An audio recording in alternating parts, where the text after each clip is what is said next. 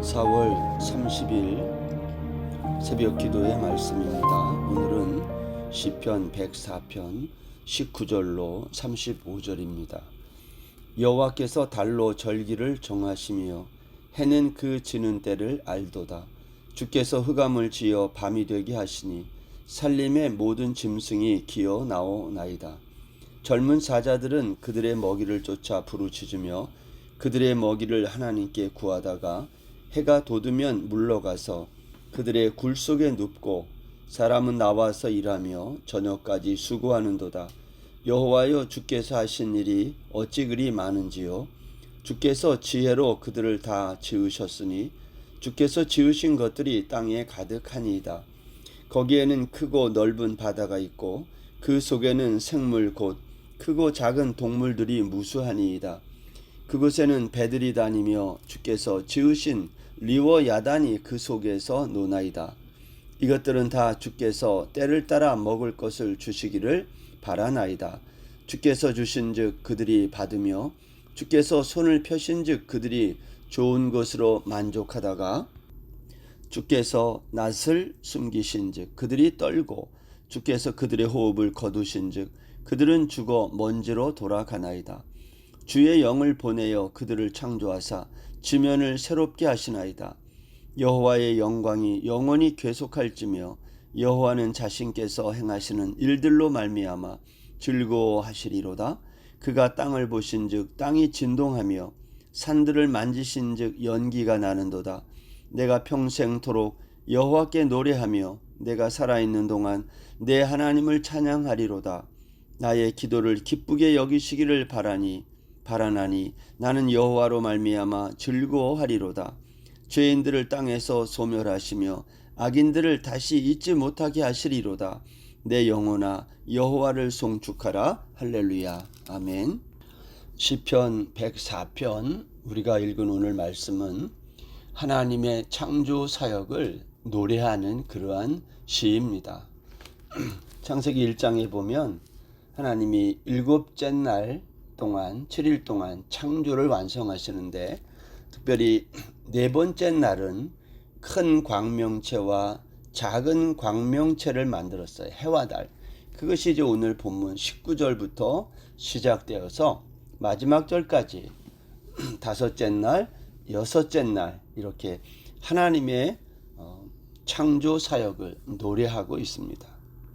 하나님의 창조의 이야기를 가만히 보면 첫 번째 3일 동안은요, 하나님께서 바다와 육지, 하늘 이제 이러한 것을 만드시고 넷째 날부터는 그 바다와 육지와 하늘의 빈 공간을 생명체로 채우는 일, 그것을 하고 있음을 알 수 있습니다. 그 빈 공간에 생명체를 채우시고 그리고 복을 주셨다. 성경이 그렇게 말을 하죠. 특별히 여섯째 날에는 땅의 짐승과 기어다니는 것, 가축을 만드시고요. 마지막에 사람을 하나님의 형상대로 남자와 여자를 만드셨다. 그리고 이렇게 말씀했어요. 복을 주셨다. 여러분, 이 복은 하나님의 생명이었던 것입니다. 하나님은 창조를 이렇게 6일간 마치시고 나서 일곱째 되는 날 안식했습니다. 하나님은 그 일곱째 날을 복되게 하시고 거룩하게 하셨어요. 여러분, 창조를 여섯째 날로 끝내도 되거든요. 근데 일곱째 날 안식하심으로 마쳤다 그래요. 왜 그럴까요? 이것은 창조의 완성이 안식임을 우리에게 보여주는 거예요. 창조의 목적이 우리의 안식에 있다는 것을 암시하는 겁니다. 오늘 우리가 읽은 이 시편 104편에서 19절부터 35절까지는요. 창조의 넷째 날부터 일곱째 날까지의 창조를 말하는 것처럼 보여요. 그러나 사실은 다른 것을 말하고 있음을 알 수 있어요. 그건 뭐냐? 창조보다 창조 이후에 범죄한 아담적 존재들의 고달픈 삶의 광경이에요. 아담적 존재들의 고달픈 삶이란 뭐냐? 짐승들이 먹잇감을 구하기 위해서 으르렁대듯이 우리 인간들도 마찬가지 아침부터 저녁까지 수고한다는 겁니다. 23절을 보면 이렇게 말합니다. 사람은 나와서 일하며 저녁까지 수고한다. 오늘날 사람들은 일하지 않고 편하게 사는 길을 찾습니다. 사람들은 이렇게 남들보다 덜 일하고 편하게 사는 이것을 대박났다고 부러워합니다. 그런데 시인은 오늘 본문에서 우리 인생의 수고함, 으르렁거림을 노래하지 않습니다. 오히려 여호와 하나님이 하신 일을 노래합니다. 그것이 24절이에요. 여호와여 주께서 하신 일이 어찌 그리 많은지요. 주께서 지혜로 그들을 다 지으셨으니 주께서 지으신 것들이 땅에 가득하니이다. 시인은요, 하나님이 하신 일이 얼마나 많은지, 얼마나 큰 지혜인지를 찬양하는 겁니다. 넓은 바다에서 헤엄치는 물고기, 넓은 땅에 있는 짐승들, 하늘을 나는 수많은 새들에게 때를 따라 먹을 것을 공급하시는 분이 누구냐? 하나님이라는 거예요. 하나님이 그들을 받고 손을 펴면 그들이 만족을 얻지만 하나님이 낯을 숨기면 그들은 두려워 떤다는 겁니다. 만일 하나님이 그들의 호흡을 거두시면 그들은 죽어 먼지로 돌아간다는 거예요. 29절입니다. 주께서 낯을 숨기신 즉 그들이 떨고 주께서 그들의 호흡을 거두신 즉 그들은 죽어 먼지로 돌아가나이다. 먼지로 돌아간다는 것은 원래의 상태로 돌아가는 걸 말해요. 여러분, 먼지는 없음이라 그랬어요. 역사가 시작되기 전 우리 인생은 먼지와 같은 없음의 존재였는데 어느 날 역사가 시작되면서 없음인 우리가 있음이 되었다. 그런 말입니다. 그래서 이것을 아는 사람, 우리가 원래는 없음이었다라는 것을 아는 사람은 인생에 미련이 없는 거예요. 왜냐? 원래 우리 인생은 없음이었기 때문에. 그런데 아담적 존재들은요, 타락하여 죄성을 가진 인간들은 자신들이 원래 있음의 존재라고 주장한다는 거예요. 그것을 죄라고 말해요. 이것이 우리 인생의 한계인 겁니다. 여러분, 하나님은 창조의 목적이 뭐냐? 우리를 영원한 하나님의 나라 안식으로 인도하는 거예요. 그것이 하나님의 영광을 나타내는 것이다. 오늘 그렇게 말하는 겁니다. 그런데 우리 인간들은요, 이것을 받아들이지 못하는 거예요. 가인이 아벨을 죽인 사건이 바로 그것이고요. 선악과를 따먹은 사건이 바로 그것입니다. 노아 시대는 하나님이 땅 위에 사람 지은 것을 한탄한 시대였어요. 결국 하나님이 그들을 물로 심판한 것 아닙니까? 그러나 인간은 계속해서 하나님을 대적해요. 그것이 창세기 11장의 바벨탑 사건인 거죠. 하나님은 이렇게 인간이 쌓아 올린 모든 높은 것들을 다 무너뜨리는 겁니다. 모든 인생이 바로 이 지점에서 절망하고 낙심하는 겁니다. 사랑하는 여러분, 오늘 저와 여러분이 지금의 이 자리에 오기까지 얼마나 많은 수고를 했습니까? 그런데 하나님은 우리 수고의 열매인 이와 같은 바벨탑을 무너뜨리는 거예요. 왜 그렇게 하실까요? 그 수고는 하나님을 대적하는 수고이기 때문입니다. 그런데 여러분, 여기에 놀라운 반전이 있는 거예요. 그게 무엇이죠? 그것이 오늘 본문 30절입니다. 30절입니다. 주의 영을 보내어 그들을 창조하사 지면을 새롭게 하시나이다. 여러분, 이 30절 이 말씀은 시편 104편의 요절이기도 해요. 흙으로 돌아갈 수밖에 없는 우리 인생에게 하나님은 성령을 보내어, 영을 보내어 우리를 재창조하시겠다는 거예요. 타락한 우리 인생에게 하나님은 주의 영을 보내서 다시 창조하겠다. 마치 가을에 낙엽이 지고 추운 겨울이 오면 모든 지면의 풀과 이러한 것들이 다 사라졌다가 이듬해 봄이 되면 다시 새싹이 돋는 것처럼 그러한 것을 지금 말하고 있는 것이 아닙니다. 흙으로 돌아가는 인생, 없음으로 돌아가는 우리 인생을 하나님이 재창조하는 것을 말하고 있는 거예요. 우리 인생은 하나님의 공급하심과 채우심이 만일 없다면 우리는 생명을 유지할 수도 없고 결국은 흙으로 돌아간다는 거예요. 그렇다면 하나님을 대적하는 범죄로 인해 타락한 인생을 하나님은 어떻게 우리를 다시 새롭게 한다는 겁니까? 이 30절이 그 얘기거든요. 그들을 창조하사 재창조하는 건데요. 지면을 새롭게 한다. 어떻게 하는 걸까요? 이 방법이 그리스도 안에 있는 거예요. 고린도후서 5장 17절에 보면 그런즉 누구든지 그리스도 안에 있으면 새로운 피조물이라. 이전 것은 지나갔으니 보라 새 것이 되었다. 여러분, 이 구절은 없음인 우리가 있음이신 그리스도 안에 있게 되면 우리가 없음이 아니라 있음이 된다는 그러한 뜻이에요. 성경은 이와 같은 우리의 상태를 그리스도와의 연합이라고 말하고 그것을 다른 말로 구원이라고 말하는 겁니다. 요한계시록 21장 4절에도 보면 보좌에 앉으신 이가 이르시되 보라 내가 만물을 새롭게 하노라 그랬어요. 보좌에 앉으신 하나님이 만물을 새롭게 한다는 말이 무슨 말일까요? 여러분, 타락한 인생을 새롭게 하는 방법은 하나님의 성령으로만 가능하다는 겁니다. 타락한 우리 인생을 새롭게 하는 방법, 그것은 하나님의 성령이 임할 때만 가능하다는 거예요. 여러분, 바벨론 포로로 잡혀간 에스겔 선지자에게 하나님이 이스라엘의 회복을 말씀하시면서 두 가지를 말했어요. 에스겔 36장 25절에 보면요. 하나는 맑은 물입니다. 맑은 물을 너희에게 뿌려서 너희로 정결하게 하되, 그런 말이 있어요. 다른 하나는 하나님의 영입니다.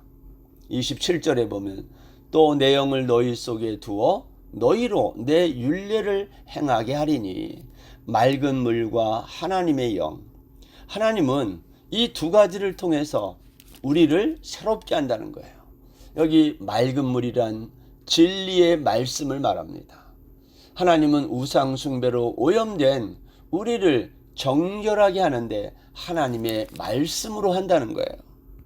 또한 새 영을 우리에게 부어 우리가 주의 율례를 지키고 행하도록 하신다라고 말씀하고 있는 겁니다. 마태복음 13장에 보면 우리 주님은 천국 비유를 말씀하시면서 제일 먼저 씨 뿌리는 자의 비유 이야기를 하셨어요. 우리의 마음이 단단한 마음이라는 거예요. 또 돌밭과 같고 가시떨기 밭과 같은 마음이라는 겁니다. 이러한 마음은 하나님의 말씀의 씨앗이 떨어져야 우리의 마음이 부드러워진다는 거예요. 그래서 씨앗이 떨어졌을 때에 열매가 맺을 수 있다는 겁니다.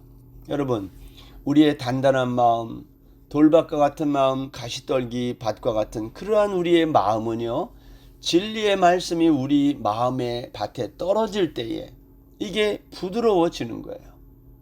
오늘날 사람들은 자기가 믿는 사상이 있고요, 이데올로기가 있습니다. 그게 물질주의가 됐든 민주주의가 됐든 자본주의나 사회주의가 됐든 사람들은 자신이 믿고 있는 그러한 사상을 하나님의 말씀을 통해 지지받고 응원받기를 원하는 거예요.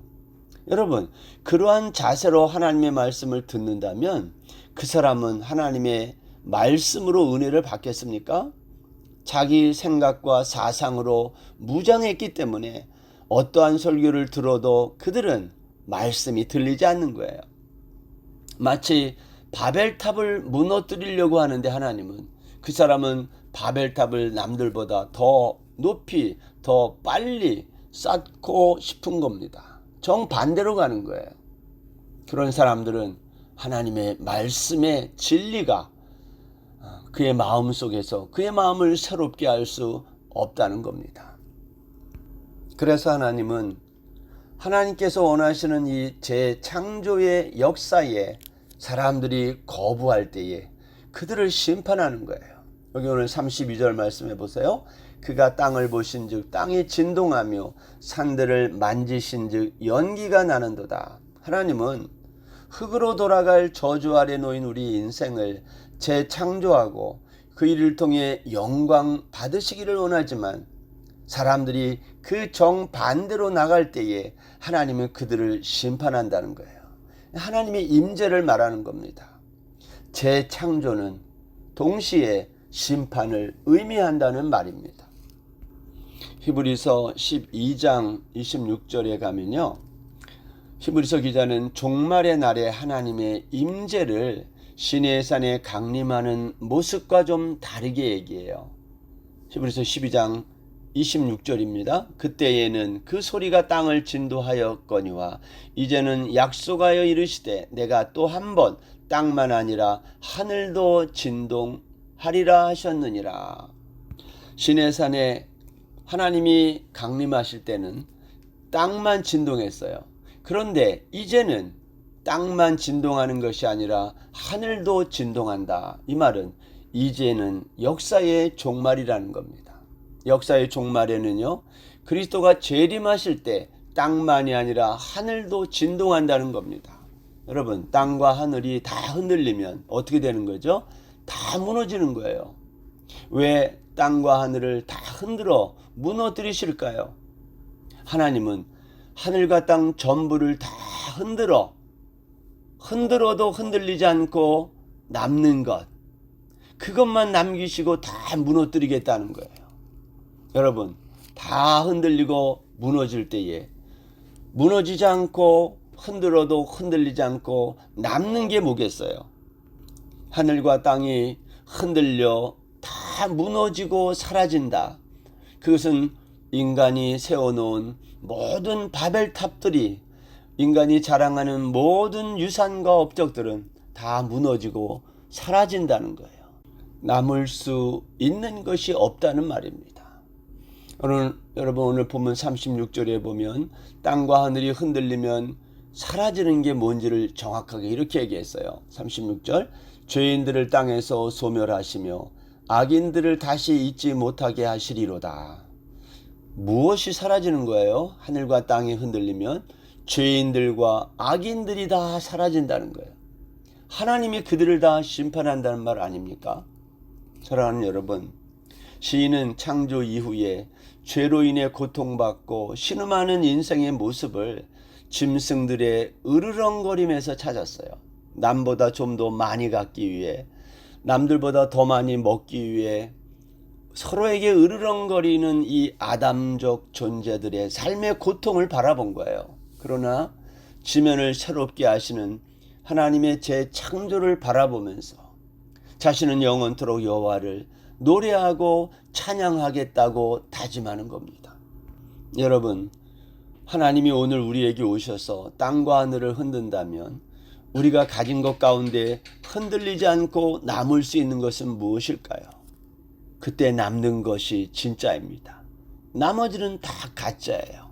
하나님이 우리 속에 불어넣으신 그 생기, 영원한 생명, 그것 이외의 모든 것은 다 가짜라는 것을 오늘 시인이 노래하고 있습니다. 오늘 하루도 흔들리는 것보다 흔들리지 않을 영원한 것을 위해 살아가는 우리 모든 성도들 되시기 바랍니다.